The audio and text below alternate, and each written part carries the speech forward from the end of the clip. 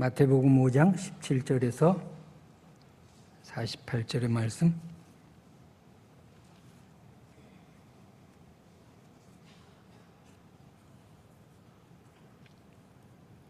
한 절씩 교독합니다. 내가 율법이나 선지자를 폐하러 온 줄로 생각하지 말라. 폐하러 온 것이 아니요 완전하게 하려 함이라.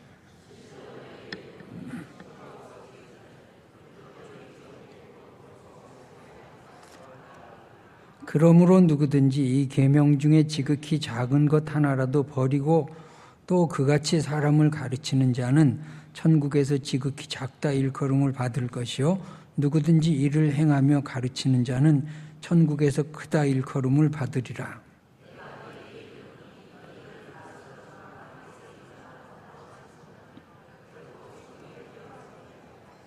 옛사람에게 말한 바 살인하지 말라. 누구든지 살인하면 심판을 받게 되리라 하였다는 것을 너희가 들었으나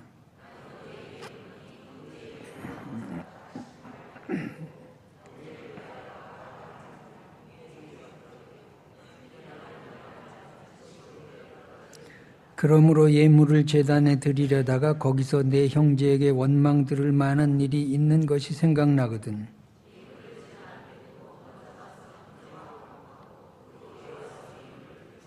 너를 고발하는 자와 함께 길에 있을 때 급히 사화하라. 그 고발하는 자가 너를 재판관에게 내어주고 재판관이 옥리에게 내어주어 옥에 가둘까 염려하라.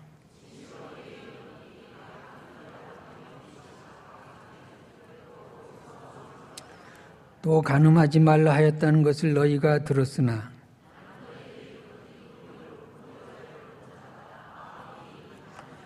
만일 내 오른눈이 너로 실족하게 하거든 빼어내버리라. 내 백체 중 하나가 없어지고 온몸이 지옥에 던져지지 않는 것이 유익하며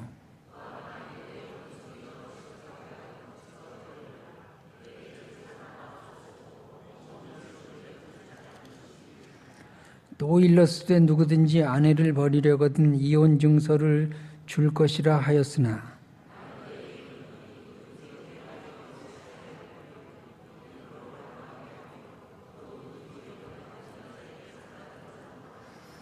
또 옛사람에게 말한 바 헛맹세를 하지 말고 내 맹세한 것을 주께 지키라 하였다는 것을 너희가 들었으나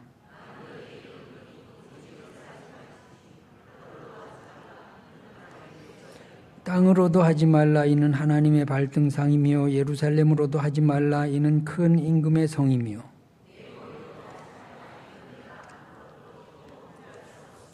오직 너희 말은 옳다 옳다 아니라 아니라 하라. 이에서 지나는 것은 악으로부터 나느니라.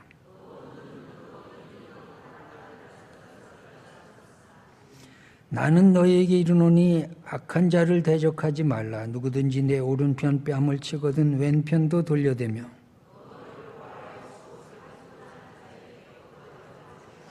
또 누구든지 너로 억지로 오리를 가게 하거든 그 사람과 십리를 동행하고 또 내 이웃을 사랑하고 내 원수를 미워하라 하였다는 것을 너희가 들었으나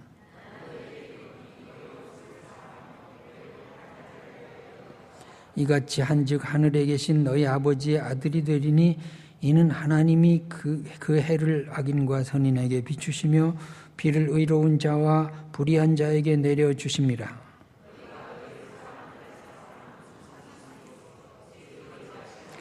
또 너희가 너희 형제에게만 무난하면 남보다 더하는 것이 무엇이냐? 이방인들도 이같이 아니하느냐?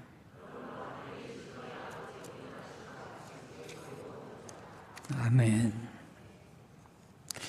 자, 무슨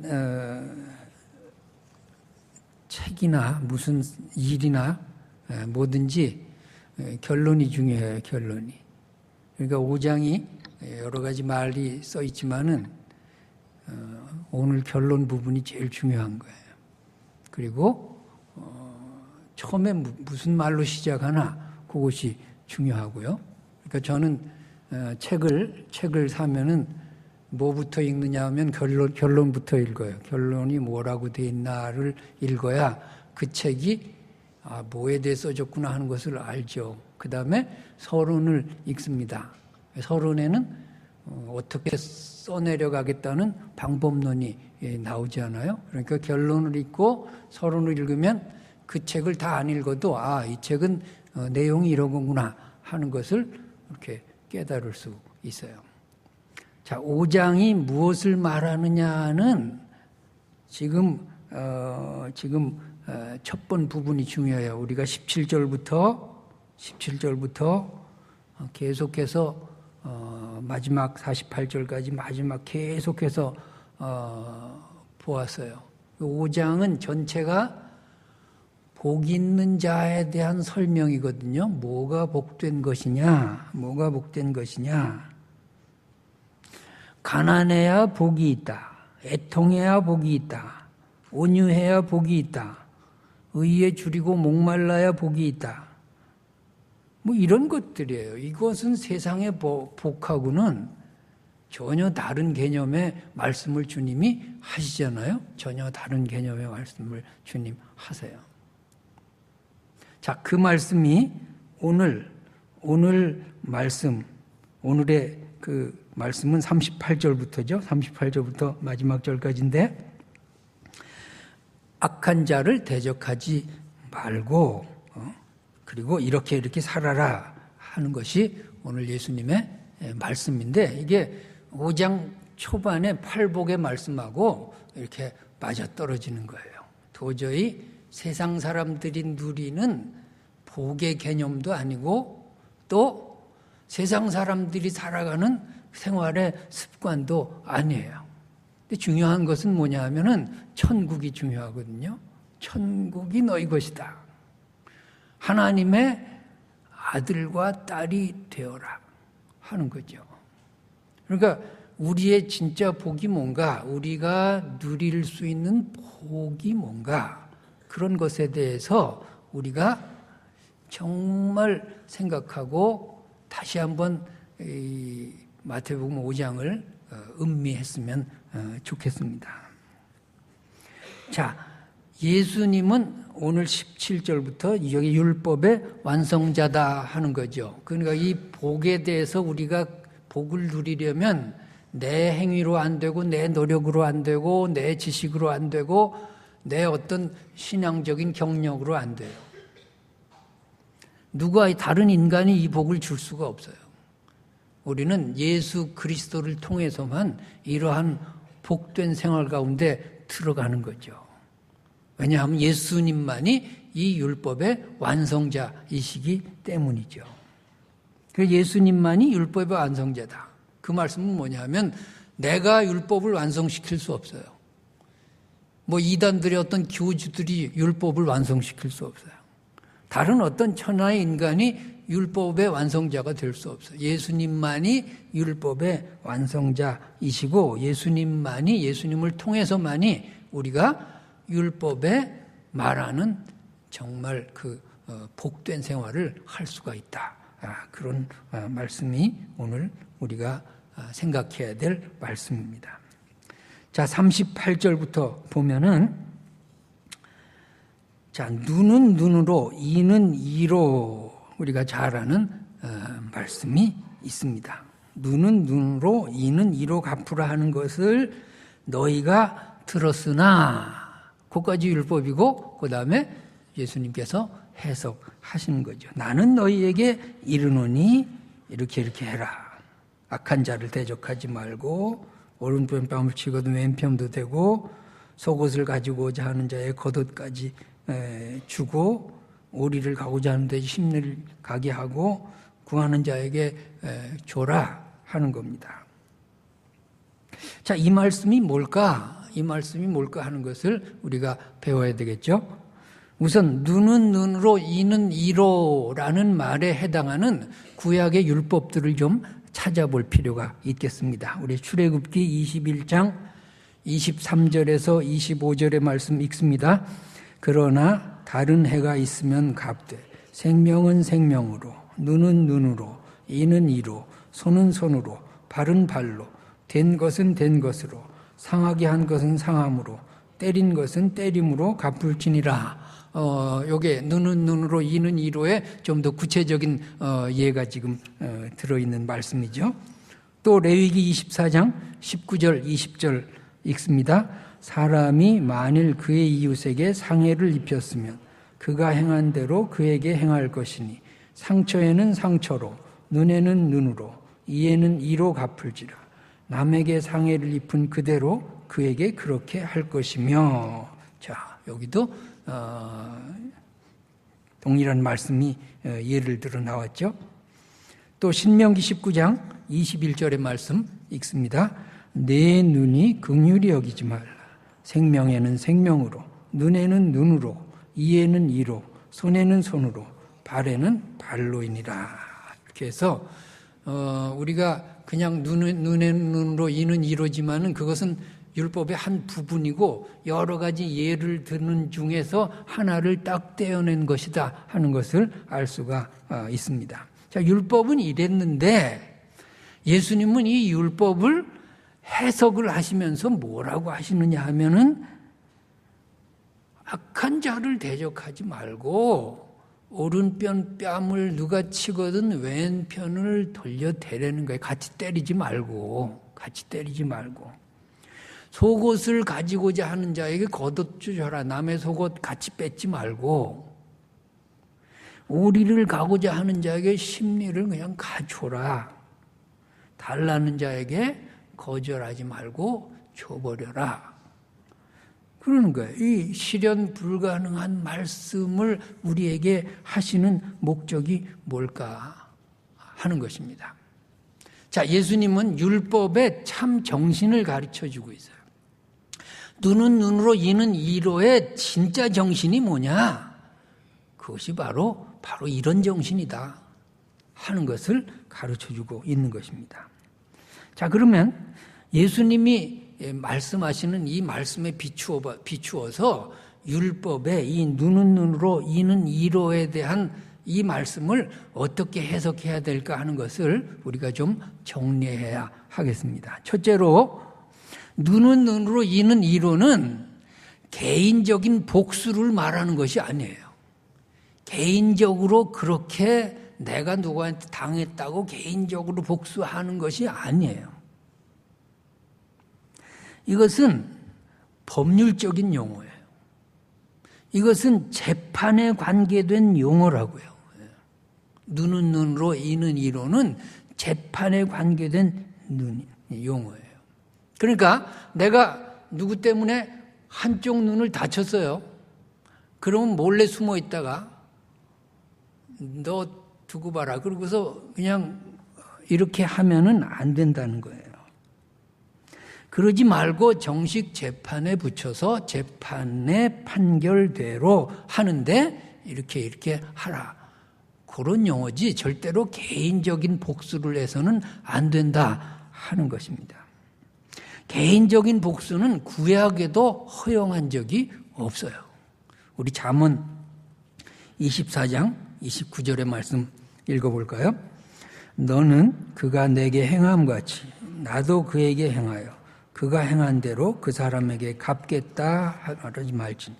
그렇게 하지 말라는 거예요. 개인적인 복수는 구약이 원하는 법이 아니에요. 신약은 또 뭐라고 말할까요? 우리 자주 읽는 말씀 또 읽겠습니다. 로마서 12장 19절 같이 읽습니다. 내 사랑하는 자들아 너희가 친히 원수를 갚지 말고 하나님의 진노하심에 맡기라. 기록되었으되 원수 갚는 것이 내게 있으니 내가 갚으리라고 주께서 말씀하십니다. 절대로 개인의 복수를 계획하거나 실현하면은 안 된다. 그것은 구약의 정신도 아니고 신약의 정신도 아니다. 이 말씀을 지금 전제하고 있는 것입니다. 그 다음에 눈은 눈으로, 이는 이로라는 말의 참 뜻은 뭐냐 하면은 복수의 한계를 정한 것입니다. 이것도 사랑의 법입니다. 그러니까 복수의 한계를 정한 것이다. 그래서 형벌의 범위를 정해가지고서 그 이상은 안 된다라고 하는 거죠. 그러니까 어떤 형량의 최소한의 그 테두리를 만든 거예요. 자, 생각해 보세요. 누가 내 뺨을 한 대 쳤어요. 그럼 사람들 마음은 어떨까요? 한 대만 치면 속이 풀리나요? 아니에요. 2대, 3대, 10대 막 줘박아야 돼. 그게 인간이에요. 그렇게 하면 안 된다는 거예요. 한 대 맞았어? 한 대만 때려라. 그 이상은 안 된다는 거예요. 그게 지금 율법의 참 정신이라고. 인간이 악하니까 그렇게 정해놓은 거죠. 자, 누가 내 눈을 상하게 했어요? 그럼 사람들이 어떻게 될까요? 그 사람 눈만 다치게 할까요? 아주 그냥 이빨도 뽑고 머리카락도 뜯고 박살을 내야지, 박살을. 그 사람뿐이 아니라 막 그 사람의 가족까지 막 이런 게 신문에 나는 거 아니에요? 그렇게 하면 안 된다는 거예요. 그러니까 형벌의 범위를 정해서 네가 당한 그 이상은 넘으면 안 된다. 넘으면 안 된다라고 하는 복수의 한계를 정한 것이다. 그것도 재판해서 그런 재판의 결과대로 그렇게 하라 하는 것입니다. 자, 그 다음에 눈은 눈으로 이는 이로의 참뜻은 이웃 사랑의 정신에 있는 것입니다. 자, 눈은 눈으로 이는 이로라는 말이 왜 나왔을까요? 사랑의 법으로 한번 이 말씀을 해석해 보자고요. 자, 내가 다른 사람의 뺨을 때렸어요. 그럼 맞은 사람은 어떨까요? 수치스럽고 창피하고 화도 나고 아프기도 하고. 그런데 때린 사람은 몰라요. 맞는 사람의 심정을 몰라. 때린 사람은. 이게 사람이에요. 내가 누구 말 한마디로 누구 탁 상처를 줬는데 그 말을 듣고 상처받은 사람은 억울하고 분하고 속상하고 막. 그런데 말한 사람은 몰라. 말한 사람은 몰라요. 그게 인간이에요. 왜? 다 자기 이기적인 생각으로 사니까 그래요. 자, 그러면 누가 다른 사람을 때렸는데 그 사람이 몰라. 얼마나 억울하고 분하고 창피하고 분노스러운지 몰라요. 그러면 그 사람을 깨닫게 하려면 어떻게 해야 돼? 맞게 해야지. 맞게 해야지. 너 한번 맞아봐라. 얼마나 창피하고 분하고 얼마나 억울하고 얼마나 아픈지 너 한번 맞아봐라. 사람이 그대로 당하지 않으면 깨닫지 못해요. 깨닫지 못해요. 그러니까 네가 깨달으라는 거예요. 깨닫고 다시는 그렇게 하지 말라는 거예요. 사람이 말로 상처받는 걸 몰라요. 그러면 너도 상처를 한번 그만큼 받아보라는 거예요. 얼마나 억울한지, 얼마나 억울한지 한번 너도 똑같이 당해보라는 거죠. 그래서 깨닫고 다시는 그렇게 하지 말라. 이것이 율법의 진짜 정신이라고 하는 것을 예수님이 가르쳐주고 있는 거예요. 그러니까 이것은 복수하려는 것이 아니고 누구를 미워하려는 것이 아니고 눈은 눈으로 이는 이로 그렇게 해가지고선 그냥 전쟁하려는 것이 아니에요. 이 율법의 진짜 정신은 사랑이라고요. 그러면 사랑의 법으로 이 말씀을 해석하면요. 그것은 나를 위한 것이고 이웃을 위한 것이고 공동체를 위한 것이에요. 네가 사람을 때려? 아니야. 너도 한번 맞아봐. 네가 다른 사람에게 오리를 가고자 해? 너도 한번 그렇게 당해봐라. 얼마나 그게 힘든 일인지. 네가 그냥 속없이 다른 사람 물건 자꾸 달라 그래? 너도 한번 똑같이 그렇게 해봐라. 누가 네 물건 자꾸 달라 그러면 네 속이 어떤가? 그런 말씀이에요. 말이고 행동이고 모든 것에 사람들은요 몰라요. 내가 똑같이 당해봐야 아는 거예요. 자, 그래서 이 모든 눈은 눈으로 이는 이로의 이 말씀은 어디와 연결되느냐 하면 내 이웃을 내 몸처럼 사랑하라는 거예요. 내 몸처럼 사랑해 보아라. 그런 말씀하고 통하는 거예요. 그래서 이것을 복수의 법으로 해석하지 말고 사랑의 법으로 해석해라 하는 것이 예수님께서 오늘 우리에게 주시는 메시지예요. 절대로 복수의 법은 성경에 없어요. 구약에도 없어요. 이건 바리새인들이 자꾸 만들어내서 그래요. 사람들이 악해가지고서 자꾸 이 율법, 선한 율법, 사랑의 율법을 가지고 복수하려고 그러고 원수 갚으려고 그러고 사람을 죽이는 법을 만들었어요. 그런데 본래 하나님의 말씀에는 그런 것이 없어요. 복수의 법은 없어요. 우리 레위기 19장 18절의 말씀 읽습니다. 원수를 갚지 말며 동포를 원망하지 말며 내 이웃 사랑하기를 내 자신과 같이 사랑하라.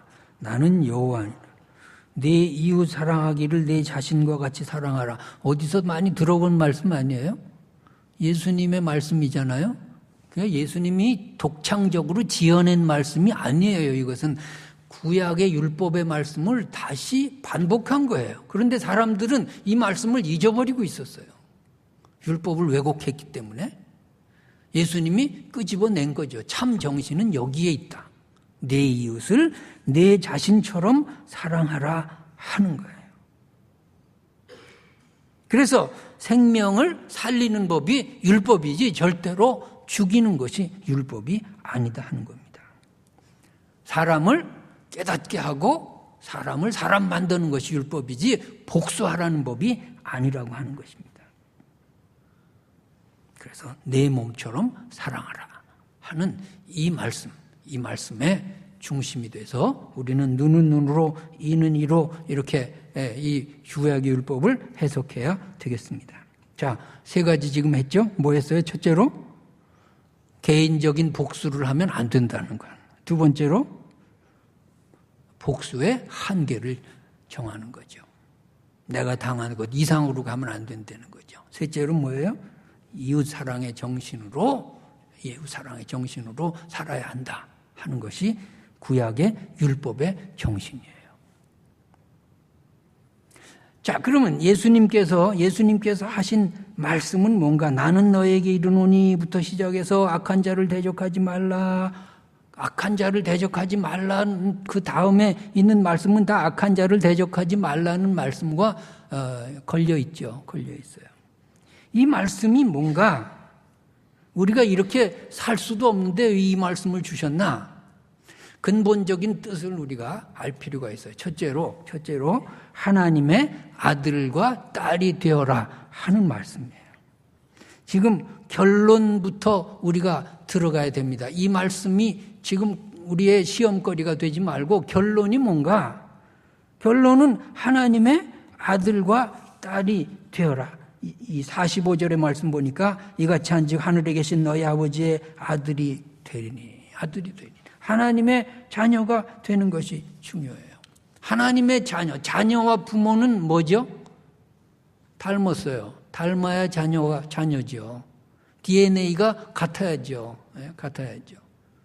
뭐 DNA란 말은 성경에 없지만 성품, 속성, 하나님의 속성을 닮아야죠. 하나님의 속성이 뭔데? 거기 기록도 있잖아요. 45절 말씀 같이 읽을까요? 이같이 한즉 하늘에 계신 너희 아버지의 아들이 되리니 이는 하나님이 그 해를 악인과 선인에게 비추시며 비를 의로운 자와 불의한 자에게 내려주십니다. 이것이 하나님의 속성이에요. 악인과 선인을 구분하지 않고 의로운 자와 불의한 자를 구분하지 않는 거예요. 자, 내가 하나님의 자녀라고 말할 수 있는 근거가 뭘까요? 내가 하나님의 성품을 닮았어야죠. 내가 하나님의 성품을 닮아야죠. 우리 예수 믿는다 그러면서도 하나님의 성품을 닮지 않고 마귀의 성품을 닮거나 세상 사람들하고 똑같이 살면 그 하나님의 자녀라고 누가 인정해요? 자기 자신도 인정 안 하고 다른 사람도 인정 안 하고 하나님도 인정 안 하잖아요. 부모가 자식이라고 인정하는 자식이 뭐예요? 그래도 신앙적으로도 부모를 좀 따라갈 줄 알고 말이에요. 무슨 말이나 행동이나 다 부모를 좀 영향도 받고 말이에요. 부모가 하지 말라 그러면 안 하고 말이에요. 뭐 좀 비슷한 구석이 있어야죠. 아주 못돼 먹은 자식은 뭐예요? 부모 말 안 듣는 거죠. 부모하고 정 딴판으로 사는 거죠. 그러면 부모 입에서 뭐라고 나와요? 저건 누구 닮아서 저래? 누구 닮아서 저래?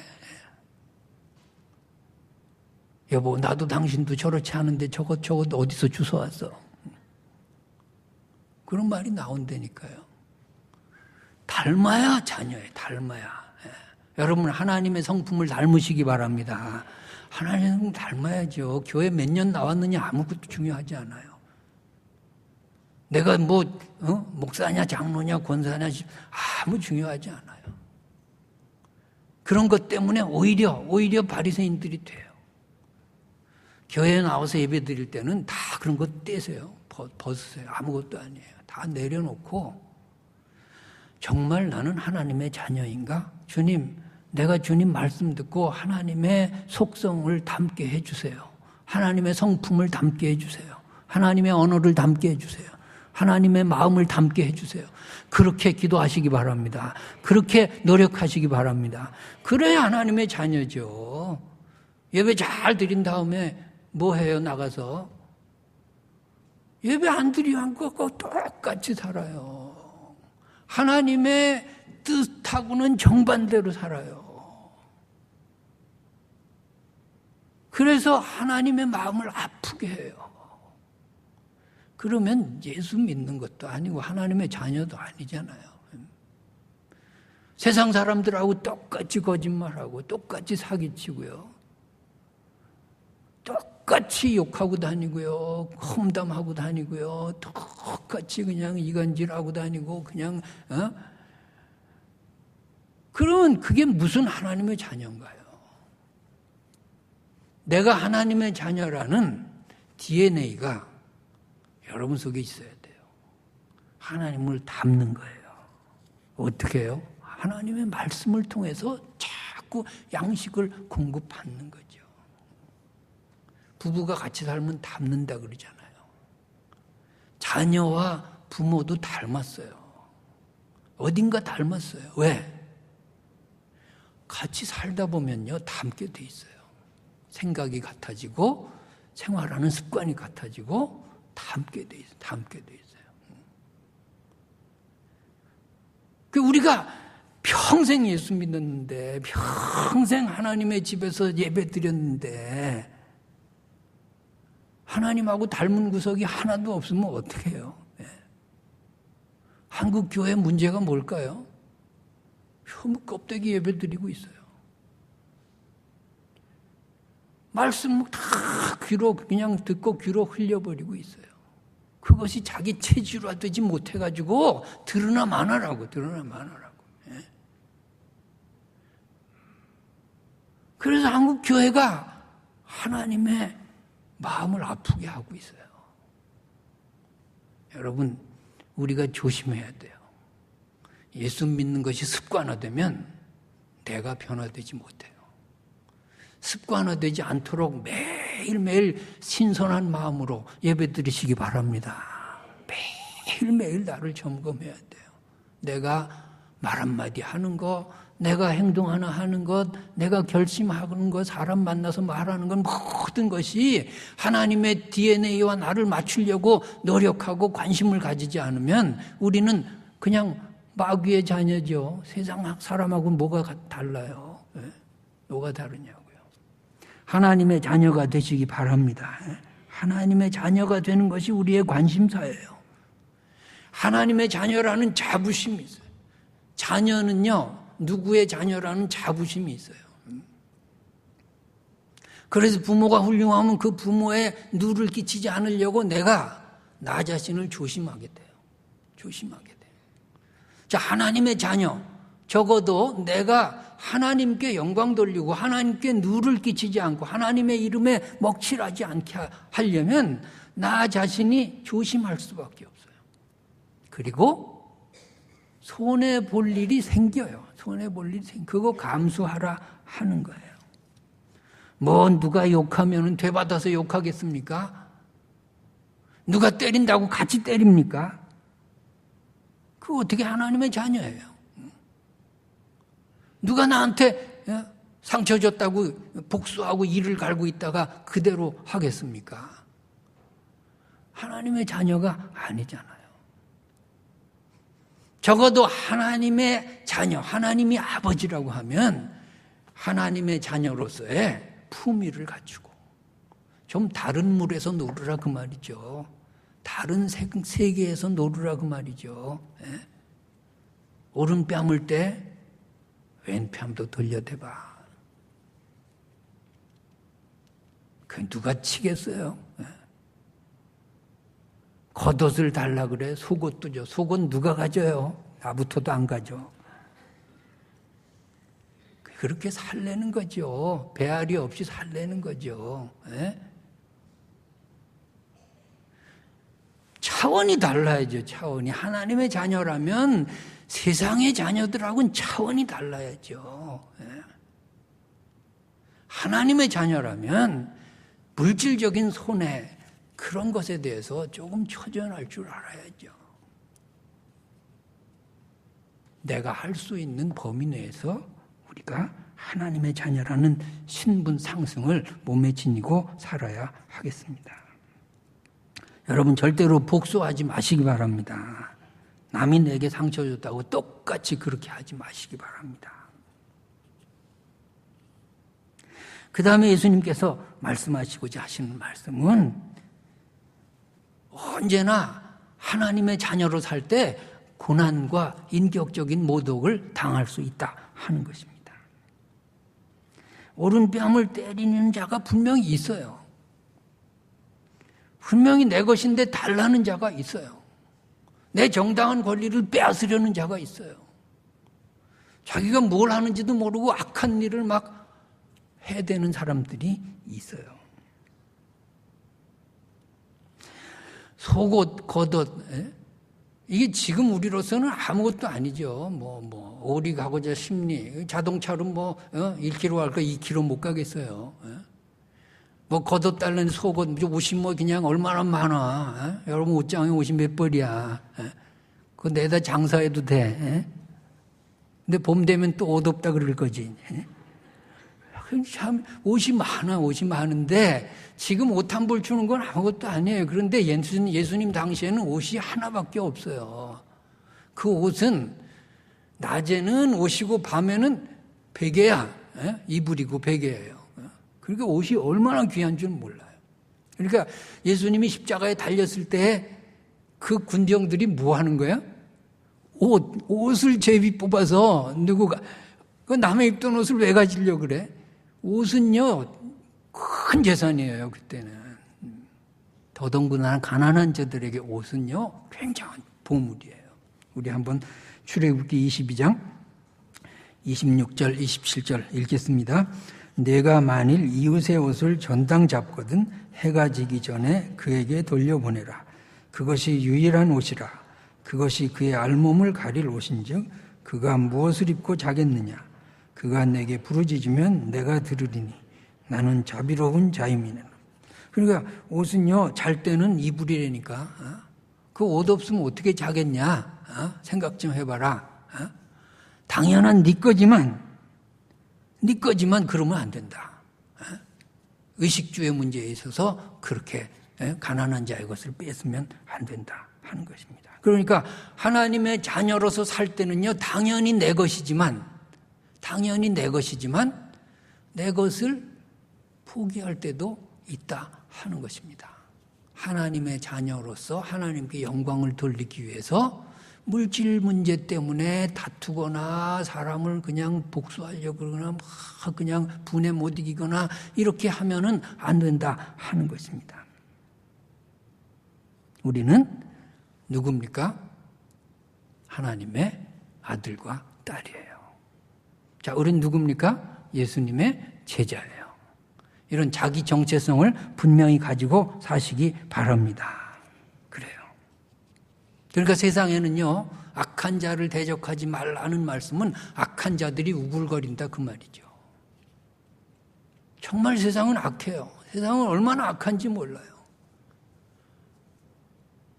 눈을 떴는데도 그냥 코를 베가요. 예? 아니 땐 굴뚝에도 연기도 나고요.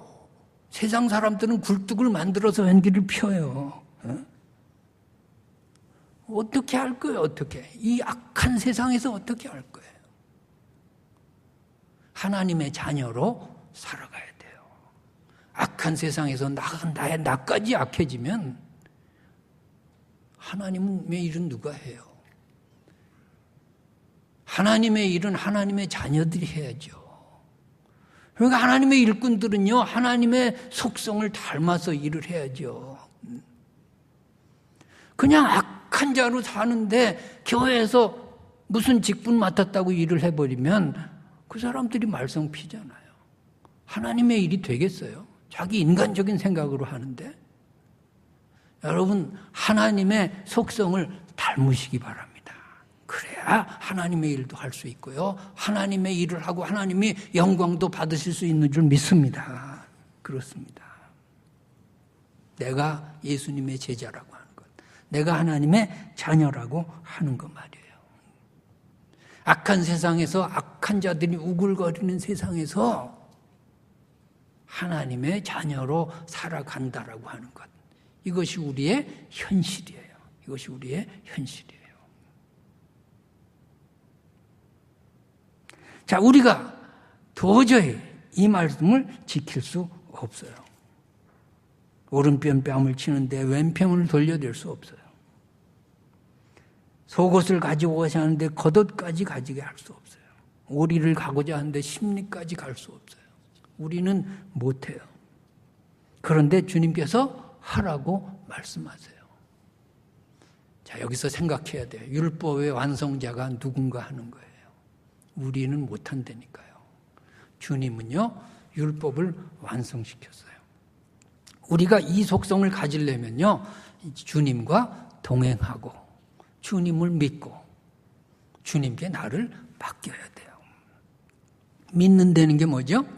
믿는다는 건요, 두 가지가 있어요. 영어로 believe라는 말이 있고 trust라는 말이 있어요. believe는요, 그냥 인정하는 거야. 아, 그래, 나 믿어, 알아. trust는요, 나를 던지고 맡기는 거예요. 그러니까 예수를 믿는다는 게 뭘까요? 그냥 아는 데서 끝나면요, 아무것도 없어요. trust는 나를 주님 안으로 던지는 거예요. 나를 하나님의 속성으로 만들어버리는 거예요. 내가 없어요. 내가 없고 주님이 내 안에 살아 계시는 거예요. 포도나무의 비유처럼 내가 주님의 가지처럼 접붙임을 당하는 거예요. 내 진액으로 사는 게 아니라 주님의 진액으로 사는 거예요. 내 영양소가 나를 살리는 게 아니라 주님의 주시는 영양소로 사는 거예요. 내 속성은 없어요. 주님의 주시는 속성으로 내가 생활하는 거예요. 그렇게 할 때에 하나님의 자녀가 된다 하는 것입니다. 악한 세상에서 악한 자들이 많을지라도 주님 안에 살면요, 내가 싸우는 게 아니에요. 주님이 대신 싸워주시는 것이고요. 내가 전쟁하는 것이 아니에요. 세상하고 내가 전쟁하는 게 아니라 주님께서 대장 되어 주시는 줄로 믿습니다. 우리는 그 안에서 평안을 누리고 그 안에서 우리가 하나님의 자녀로 살아가는 거예요. 자, 양을 이리 가운데 보냄같다. 양이 이리하고 싸울 방법이 없잖아요. 이길 수 있는 방법은 하나예요. 목자 뒤에 서야 돼요. 목자 뒤에 설 때만이 이길 수 있어요. 목자와 한 몸이 되고 한 공동체가 되고 목자의 양이 되어야 돼요. 세상에서 우리가 이 악한 세상에서 우리의 눈을 빼가고 우리의 옷을 빼앗아가고 우리의 재산을 빼앗아가고 우리의 그 당연한 권리를 빼앗아가고 이런 악한 사람들이 있는 세상에서 우리가 어떻게 살아요? 주님 안에 들어갈 때만이 살아요. 주님 안에 들어갈 때만이 우리는 평안을 비로소 느낄 수 있어요. 그들을 위해서 우리는 기도해 줄 수 있어요. 그들과 똑같이 되받아치지 않아요. 사랑이 무엇인가를 우리는 깨달을 수 있어요. 로마서 12장 17절에서 21절의 말씀 우리 다시 한번 읽습니다. 시작. 아무에게도 악을 악으로 갚지 말고 모든 사람 앞에서 선한 일을 도모하라. 할 수 있거든 너희로서는 모든 사람과 더불어 화목하라. 내 사랑하는 자들아 너희가 친히 원수를 갚지 말고 하나님의 진노하심에 맡기라. 기록되었을 때 원수 갚는 것이 내게 있으니 내가 갚으리라고 주께서 말씀하십니다. 내 원수가 줄이거든 먹이고 목마르거든 마시게 하라. 그리함으로 내가 숯불을 그 머리에 쌓아 놓으리라. 악에게 지지 말고 선으로 악을 이기라. 자, 할 수 있거든, 할 수 있거든. 못하는 부분도 있어요. 그건 하나님께 맡기시기 바랍니다. 할 수 있거든. 내가 주님 안에 있을 때만이, 주님 안에 있을 때만이 나는 승리자가 될 수 있습니다. 이 말씀을 지킨다고 세상에 돈 나오는 것도 아니고 세상에 우리 생활이 보장되는 것은 아니에요. 그런데 하나님의 자녀로 인정받는다는 거예요. 하나님의 자녀로 살아간다는 자부심이 생기는 거죠. 아, 내가 하나님의 자녀구나. 나 자신이 뿌듯함을 느낄 수 있죠. 그리고 다른 사람들이 하나님의 자녀로, 하나님의 사람으로 인정해 줄 수 있죠. 하나님이 내 편이 된다는 것을 확실히 느낄 수 있죠. 그래서 우리가 물리적인 어떤 보응이 아니라 하나님의 사랑으로 악에게 지지 말고 선으로 악을 이기는 그런 사람으로 살아갈 수 있기를 바랍니다. 우리 마태복음 5장 43절에서 45절의 말씀 다시 한번 읽어볼까요? 또 네 이웃을 사랑하고 내 원수를 미워하라 하였다는 것을 너희가 들었으나 나는 너희에게 이르노니 너희 원수를 사랑하며 너희를 박해하는 자를 위하여 기도하라. 이같이 한즉 하늘에 계신 너희 아버지의 아들이 되리니 이는 하나님이 그 해를 악인과 선인에게 비추시며 비를 의로운 자와 불의한 자에게 내려주시니. 이 말씀이 요절이에요. 이 말씀이 요절이에요. 너희 원수를 사랑하고 너희를 박해하는 자를 위해 기도하라. 이같이 한즉 하늘에 계신 너희 아버지의 아들이 될 것이다. 하나님의 DNA를 닮아서 살 것이다 하는 것입니다. 이것이 율법이 본래 가진 정신이에요. 그런데 바리새인들은 이것을 복수의 법으로, 미움의 법으로 바꾸어 버렸어요. 우리는 예수 믿는 사람이에요. 우리는 하나님의 자녀예요. 이것을 잊지 마시기 바랍니다. 내게 분이 올 때, 내가 아주 복수하고 싶을 때, 내가 그냥 하나님의 자녀. 하나님의 자녀. 하나님의 DNA가 내 안에 있다. 하나님께서 내게 무엇을 원하시나? 하나님은 어떤 분이신가? 하나님은 나에게 어떻게 대하셨나? 그런 것을 생각하면서 우리가 우리의 생활과 언어와 행동과 결단을 정리해야 되겠습니다. 정리. 우리 베드로전서 3장 8절 9절의 말씀 읽습니다. 마지막으로 말하노니 너희가 다 마음을 같이하여 동정하며 형제를 사랑하며 불쌍히 여기며 겸손하며 악을 악으로 욕을 욕으로 갚지 말고 도리어 복을 빌라. 이를 위하여 너희가 부르심을 받았으니 이는 복을 이어받게 하려. 악을 악으로 갚지 말고 욕을 욕으로 갚지 말고 복을 빌면 어떻게 해요? 네가 복덩이가 된다는 거예요. 네가 복을 받는다는 거예요. 남에게 복을 축복하고 남에게 복을 전하면요, 그 복이 내게 돌아오는 거예요. 남을 저주하고 남의 것을 속이고 남의 것을 빼앗고 내가 복수 안 해도요, 그 사람은 저주받게 돼 있고요. 그 사람은요, 하나님께 버림받게 돼 있고요. 그 사람 망하게 돼 있어요. 여러분 믿으시기 바랍니다. 하나님이 하실 거예요. 하나님의 법이에요. 그러니까 여러분의 입에서 절대로 축복하시기 바랍니다. 누구를 축복하세요? 누구를 만나서 무슨 얘기를 하겠어요? 사람 안 보는 데서 그 사람 험담하지 마세요. 그건 자기가 화를 당할 일을 자초하는 거예요. 그렇지 않아요? 비판을 받지 아니하면 비판하지 말라. 그 비판이 너에게 올 것이라고. 알면서도 그냥 입이 근질근질해가지고 못 참아요. 못 참아. 여러분 복이 달아나는 일을 하지 마시기 바랍니다. 복을 전해야죠. 복을 전해야죠. 구역에서 모여서 무슨 얘기해요? 축복하시기 바랍니다. 남이 보지 않는 데서 축복하세요. 그리고 주신 말씀 되새기고 신앙적인 대화가 오가야죠. 예수 믿고 예배 드린 사람이 그냥 누구 험담하고 이간질시키고 저주하고 욕하고 어떻게 복을 받아요? 어떻게 복을 받아? 그렇게 살면 내 속은 후련하지만 하나님의 자녀는 아니잖아요. 하나님의 속성을 담진 않았잖아요. 세상 사람하고 똑같이 사는 거잖아요. 복이 들어올 수가 없어요. 그 인생이 복될 수가 없다고요. 하나님께서 우리에게 복을 주시려고 해도 받을 그릇이 없는데 어떻게 복이 들어와요? 여러분 축복의 언어를 바라시기 바랍니다. 우리를 속상하게 하는 사람들이 많아요. 속을 팍팍 긁어놓는 사람들이 많아요. 하지도 않은 말 막 전하는 사람들도 많고요. 그런 사람들을 어떻게 하겠어요?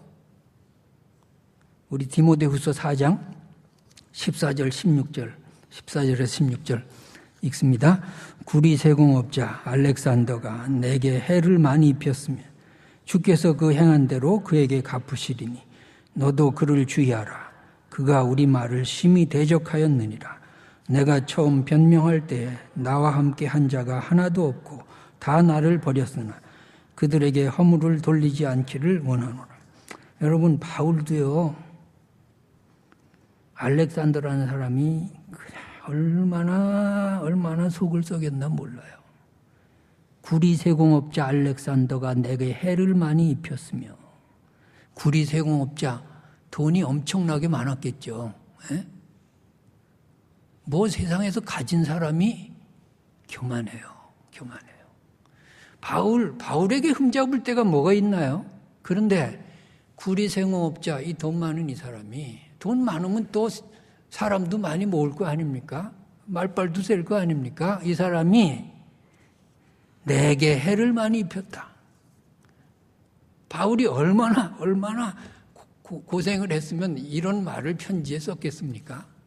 알렉산더가 내게 해를 많이 입혔다. 근데 바울은 뭐라 그래요? 누구 시켜서 야, 저 사람 손 좀 봐. 그렇게 하지 않아요. 주께서 행한 대로 그에게 갚으시리니. 이게 신앙적인 자세예요. 하나님께서 내 인생의 재판장이시고 목자이심을 믿으시기 바랍니다. 주께서 행한 대로 갚아주실 거예요. 그것이 신앙이에요. 내가 내 손에 칼을 드는 것은 신앙이 아니에요. 주께서 행한 대로 그 다음에 15 주의를 해요. 너도 그를 주의해라. 너도 그를 주의해라. 그가 우리 말을 심히 대적하였느니라. 자, 그런데 여기 디모데후서 4장 지금 읽은 말씀에 보면은 16절에 아주 심각한 말씀이 나오죠. 자, 해를 입혔는데 그게 무슨 해인가 하는 것이 16절에 나와요. 내가 처음 변명할 때에 그러니까 말로 상처 준 거죠. 말로 상처 준 거예요. 뭐 바울 보고 말로 상처 준. 내가 변명할 때 나와 함께 한 자가 하나도 없었고 나를 다 버렸다. 나를 다 버렸다. 세상에 바울 편이 하나도 없어요. 바울 편이 없어. 다 바울 등 돌렸어요. 그러니까 바울이 이 알렉산더만 원망스러운 게 아니라 그 있던 사람들 다 참 이럴 수가 있나. 그렇게 된 거예요, 지금. 그렇게 된 거예요. 자, 그런데 바울이 마지막 결론을 뭐라 그래요? 그들에게 허물을 돌리지 않기를 원하노라. 누가? 내 편지를 받는 사람들이 말이에요. 그들에게 허물을 묻지 마라. 바울의 DNA가 하나님과 맞지 않아요? 바울은 진짜 주님의 제자가 아닌가요? 우리는 바울에 비해서 어떻게 살아가고 있습니까? 바울은 참 고독한 채로 여러 날 참을 수 없는 시련 가운데 살았던 것 같습니다. 그러면서도 이 교회, 저 교회 개척을 하고 복음을 전했어요.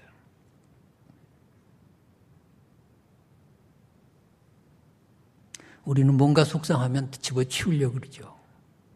하나님이 맡겨주셨다는 그런 의식이 없어요. 자기가 자기 일을 하다가 안 되면 집어치는 것처럼 교회 일도 자기 마음에 안 들면 집어치려고 그래요. 바울은 그렇지 않아요. 그 고난, 모진 사람들의 시달림을 당하면서도 오늘은 이곳에 가서 복음을 전하고 내일은 저곳에 복음을 전하고 오늘은 여기에 교회를 세우고 내일은 저기에 교회를 세우고 일평생 끊임없이 하나님이 주신 사명을 위해서 달려갔어요. 여러분, 그것이 하나님의 주신 DNA예요. 여러분, 올 1년 그렇게 사시기 바랍니다. 누가 여러분에게 속을 긁어놓든지 상관없어요. 누가 여러분을 오해하든지 상관없어요. 누가 여러분에게 욕을 하든지 상관없어요. 누가 여러분의 해를 입힐 수도 있어요. 상관없어요. 하나님이 맡겨주신 일 감당하고 또 하나님께 기도하면서 축복하고 그리고 교회를 위한 진정한 나의 역할은 무엇인가? 그것을 생각하면서 나아갈 수 있기를 바랍니다. 왜 그렇게 해야 돼요? 하나님의 아들과 딸이 되리니 하나님의 아들과 딸로 나타나는 거예요. 그러면 저 사람 진짜 훌륭해. 저 사람 진짜 예수 잘 믿네. 저 사람이 진짜 하나님 닮았어. 저 사람처럼 믿는다면 참 좋겠다. 그게 우리의 목표예요. 그게 우리의 목표라고요. 우리 신앙생활의 목표가 뭐예요? 하나님의 온전하심을 닮아가는 거예요. 예수님의 제자가 되는 거예요. 하나님의 자녀로 살아가는 거예요.